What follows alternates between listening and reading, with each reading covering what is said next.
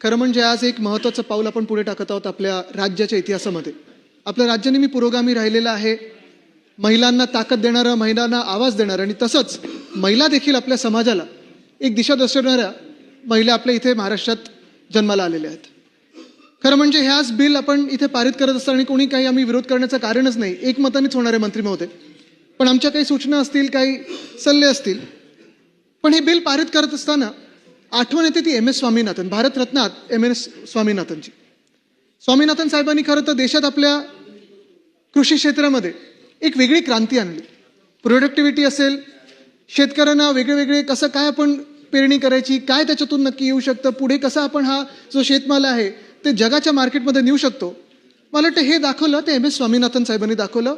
आणि आज खरोखर आपण त्यांचा इथे उल्लेख केलात ही फार महत्त्वाची गोष्ट आहे. महिला शेतकरी म्हटल्यानंतर अनेक वर्ष आपण पाहतो, जेव्हा आपण बांधावर जातो तेव्हा शेतकरी तर भेटत असतात, पुरुष भेटत असतात, महिला एका बाजूला बसून अनेकदा शेतमजूर म्हणून किंवा जसं ताईंनी उपमुख्यमंत्री महोदयांनी सांगितलं की फक्त भागीदार म्हणून नाही तर शेतमजूर म्हणून त्यांची आत्तापर्यंतची ओळख होती. आज आपण त्यांना शेतकरी हा एक दर्जा देत आहोत. मला वाटतं ही फार अभिमानास्पद गोष्ट आहे की आपण सर्व आज आमदार म्हणून हे बिल आपण पारित करणार आहोत.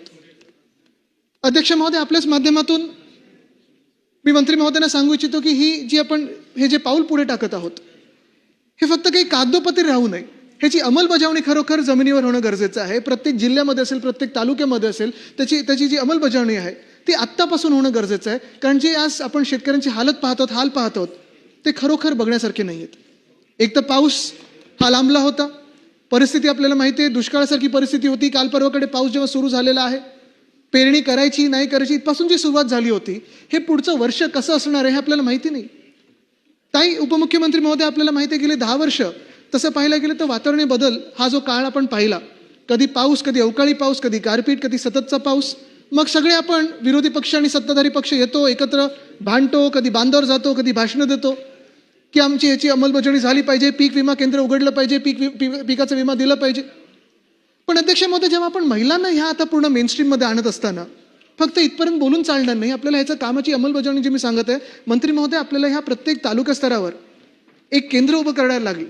त्या केंद्रातून फक्त शेतीची माहिती नाही, कारण आत्तापर्यंत जे आपण महिलांचे हाल पाहत आलेलो आणि फक्त काही शेतकरी म्हणून नाही किंवा शेतमजूर नाही तर राज्यभरात असेल, देशभरात असेल, हे काही मी कोणाला दोष देत नाही, एका सरकारचं किंवा दुसऱ्या सरकारचं किंवा कायदा सुव्यवस्था वगैरे एक बोलत नाही. पण एक मानसिकतेनं तर आपल्याला बाहेर यायला लागेल की ह्या फक्त राबायला आहेत, ह्या फक्त मजुरी करायला आहेत. त्याच्यातून पुढे येऊन जर आपल्याला त्यांना सन्मान द्यायचा असेल तर सामाजिक सन्मान असेल, आर्थिक सन्मान तर आहेच, पण आरोग्याचं देखील आपल्याला देखभाल आणि ह्याच्यावर विचार करणं फार गरजेचं आहे. मंत्री महोदय, आरोग्य म्हटल्यानंतर काही मूलभूत गोष्टी याच्यात येतात. एकतर त्यांच्या ज्या पिरियड सायकल आहेत किंवा सॅनिटरी पॅड्स आपण त्यांना तिथे शेतावर उपलब्ध करून देऊ शकणार नाही की नाही, कदाचित आपल्या खात्याकडे येत नसेल.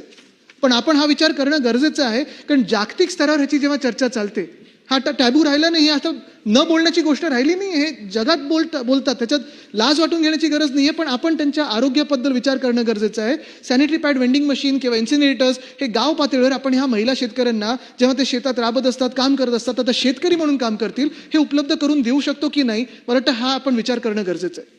तसंच आपण जर पाहिलं तर ग्रामीण भागात पुरुषांमध्ये आणि शहरी भागात पुरुषांमध्ये आणि महिलांमध्ये दोन्हीकडे, ग्रामीण आणि शहरी याच्यात आज कुपोषण खूप मोठ्या प्रमाणात वाढत चाललेलं आहे.